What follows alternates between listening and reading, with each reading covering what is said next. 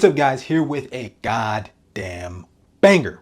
Okay, I want you to get hyped. Not only one, a new format of videos doing the whiteboard thing, you know what I'm saying, but two, this video can completely transform your life. Okay, I am talking about the guy who has a little bit too much body fat. I'm talking about the guy who is completely overweight and who wants to change. This video is the type of video that I want you to take, I want you to replay it, I want you to put this in your subconscious mind, and I want you to understand it into a deeper level that you can possibly even have. Okay, watch this throughout this entire video because I'm going to tell you the 3 hidden costs of being fat. Now, starting off, right?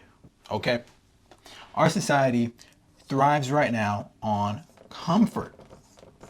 Okay, so this is you, right? This is you. This is your bone. This is you. You're kind of big, whatever. Boom. You got a big belly. All right. Now, this is society. Now, what society doesn't want to tell you is basically what they think about you. Now, this is why this video is so important, because I'm going to tell you the brutal truth. And on top of that, I'm not just going to tell you about your outwardly appearance, right? Now, we all know that being fat is more unattractive than being lean, than being in shape. But we don't have to really go over that. We're going to talk about the hidden cost of this type of lifestyle. And one of the hidden costs is how you are seen to other people. Here's another brutal truth. People judge other people based off of their cover.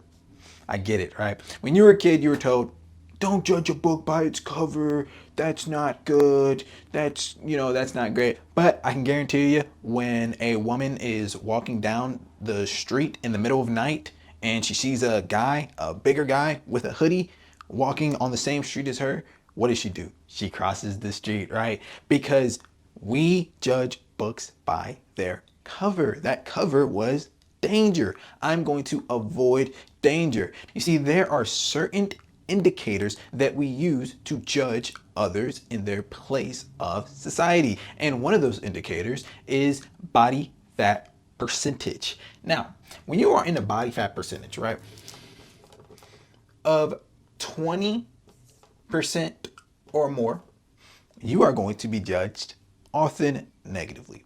Now, 20% is not that big of a deal because most people are at 20%, and we're mainly talking about males, right? But you will be judged as lazy. Now, you could be a fat guy and you can get after it. I've seen fat guys who make tons of money, right? It's not really an indicator of your wealth, but you will be perceived as so. So one of the hidden costs of being fat is that people judge you on a negative basis. Now, we have to understand the laws of vibrational frequency. We got a lot of stuff going on the whiteboard. I apologize for that. But there is, to simplify, right? There are certain laws of vibrational frequency. Now, your vibrational frequency depends on how you look at yourself and how others look at yourself. Although how you look at yourself is way more powerful, how others look at you is also a cause of your vibrational frequency. If you don't understand what vibrational frequency is, it's just basically your mood, how you feel day to day. When people look at you, when your body fat is over 20%, how people look at you is negatively. See, instantly, when we meet somebody, right, especially if we're talking about females, right, when we meet someone, we judge them often instantly on how they look. So if you are fat, if you are overweight, people will judge you in a negative sense. Now, you're probably looking at me, you're thinking, Dante, you just do that. Actually, the opposite. Because I'm a fitness coach, I understand how hard it is to get in shape for overweight people. I understand that, people, maybe they grew up in a lifestyle where they had food and candy everywhere in their house and their parents couldn't really cook, so they raised them on McDonald's. I hear these things because I'm a fitness coach. Before I was in fitness, I judged a lot more harshly. But now that I kind of understand and I talk to overweight people often, I understand the story and the background that comes with it. So actually, I'm like a lot more understanding of an overweight person, and I don't judge them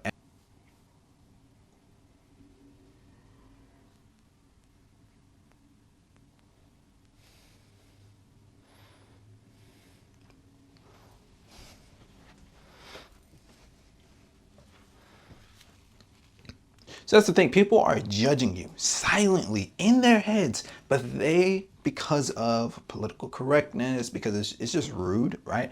They are not going to tell you, but that chick you like, that's what she's thinking. That job opportunity you want, that's what they're thinking. I've gotten job opportunities, guys, because I was in shape. That's it. I remember I got a job opportunity at a security office, and he said there were 50 applicants. 50 applicants, right? He said, and I was like, well, what separated me from these 50 applicants? He said, well, your mannerisms, you were in shape, you're well spoken, and how you dressed. And these things are quite simple, but a lot of people just don't have them down. So I've gotten opportunities because I was in shape. I remember I had a sales job where the guy was like, hey man, I see that on your application you're a personal trainer. And I was like, yes. He's like, world that you do not see because you are overweight. I need one of those magic erasers. This paper towel ain't doing the work.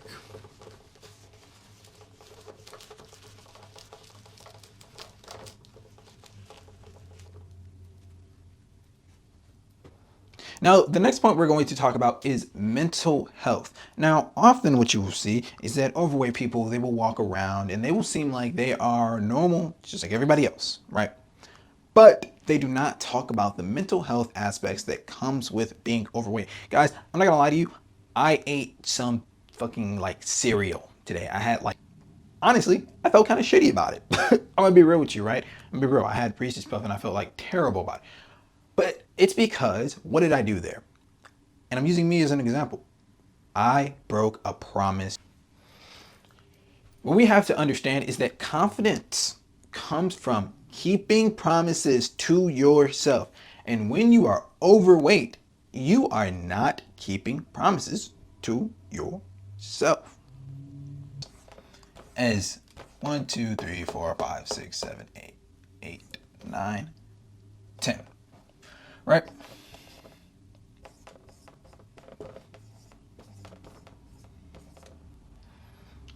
This is your confidence meter, right? Now, all of these confidence meters basically are promises to yourself.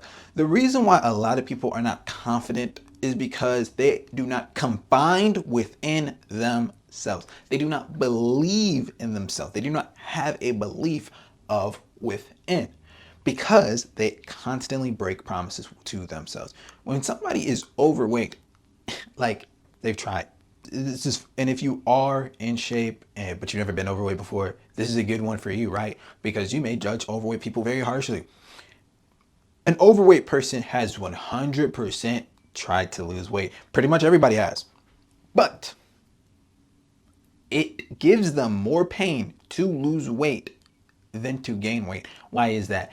Because once they start the journey of losing weight, they have to start also the journey of keeping promises to themselves. So using the confidence meter that I so horribly wrote, think of these as like promises, right? Every dash is a promise. When you are often is that it's very hard for you to keep promises to yourself. And this is reflected without, right? If you feel like somebody's disrespectful to you because you are overweight, it's most likely because within. It is just a reflection of your own thoughts. So every promise, so let's say person wants to lose weight. Oh, I want to go to the gym today. They don't go to the gym. Confidence goes down. Confidence goes down. And then as the day continues where they're thinking, I have to lose weight, their confidence shits on themselves. And then it's even the point where they even look in the mirror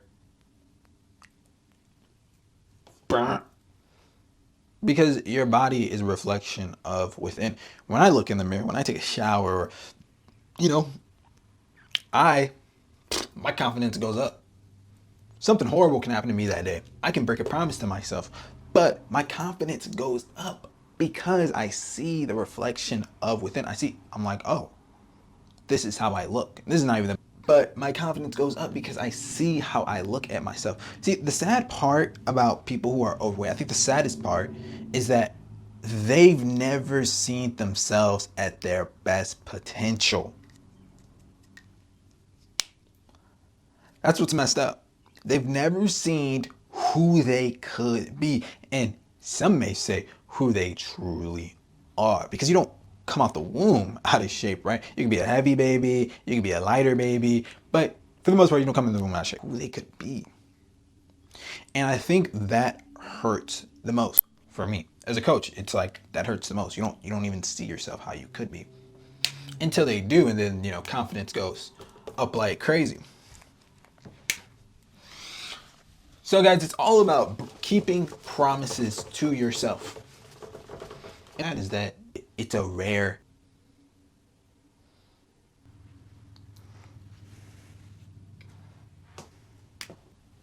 opportunities.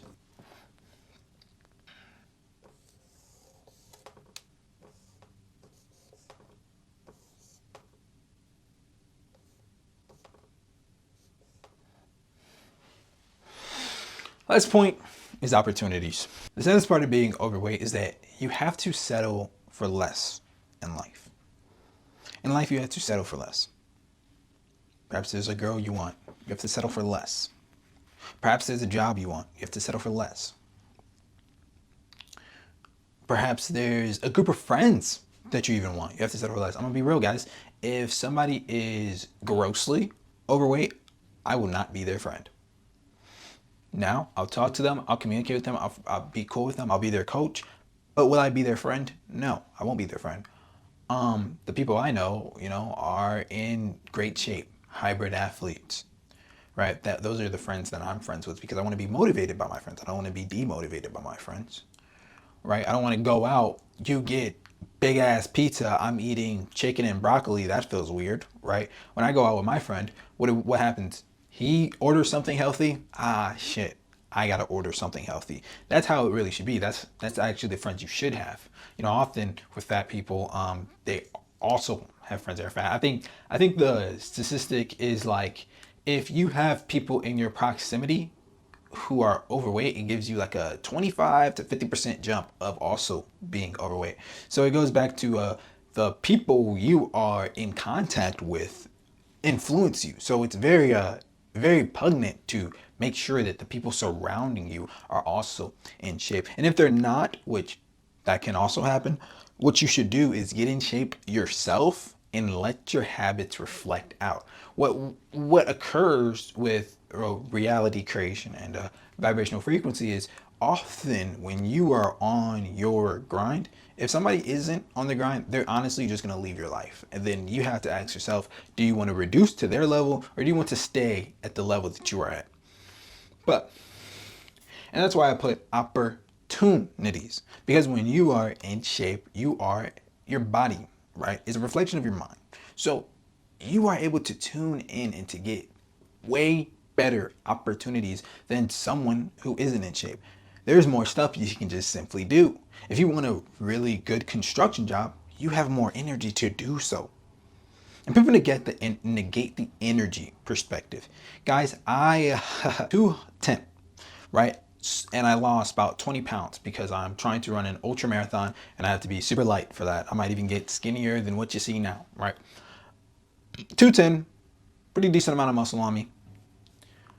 I realized how I had such a huge energy gap from 210 to 188, what I am now. There was such a huge energy gap that I know that if somebody loses 100 pounds, they will feel that.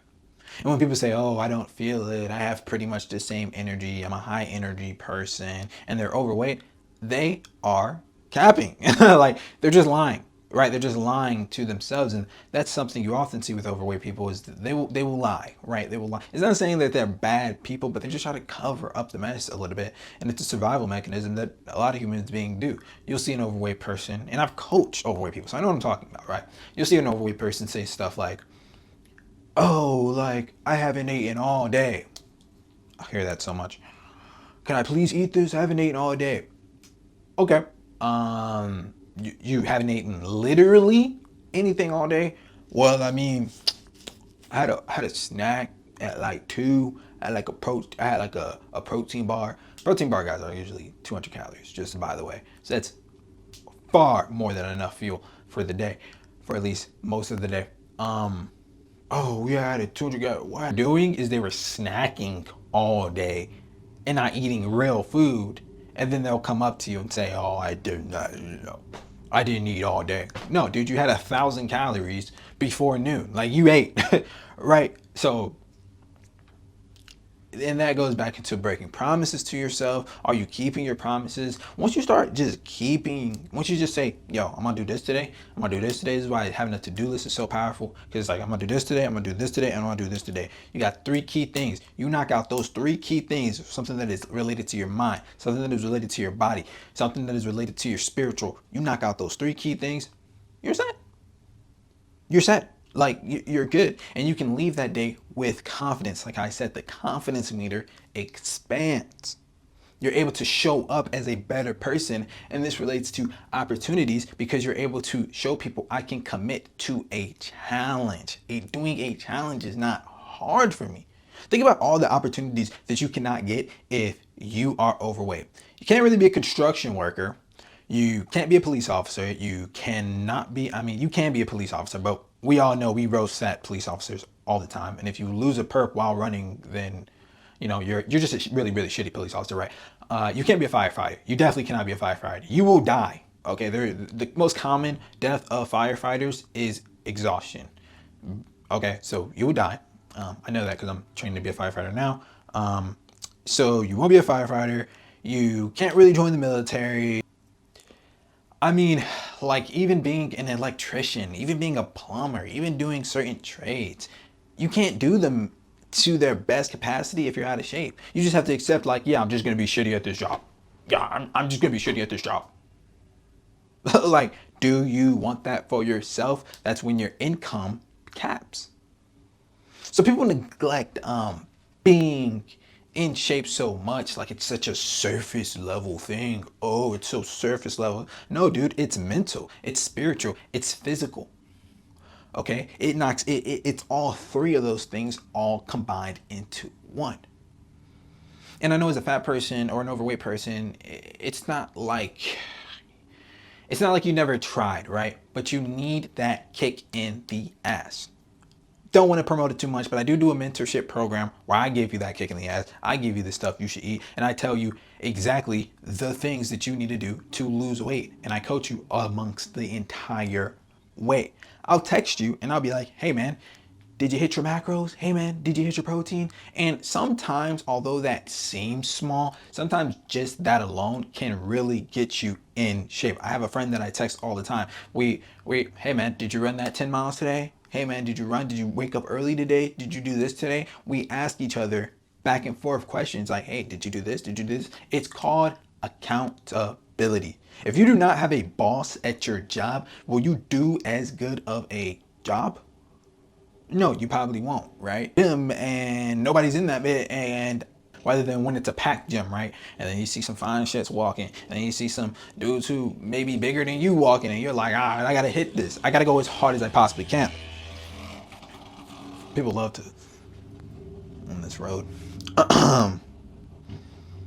So having that accountability, having that mentorship is really powerful. It's up to you though, link in the description. But these are the 4 hidden costs. Yeah, 3, yeah. Anyways, these are the hidden costs of being fat. I hope you make a lifestyle change, and I hope you try to elevate yourself, because truly, man, that's all this human experience is about: elevating, getting to a new effort that you can possibly see. And when you pop out that summer with those diesel abs, and people are like, whoa, like, Jigger guy, why is he now so? That's where your identity and your self-image changes to a whole new level you can't even fathom at this level of consciousness. I'll see you in the next one. Much love.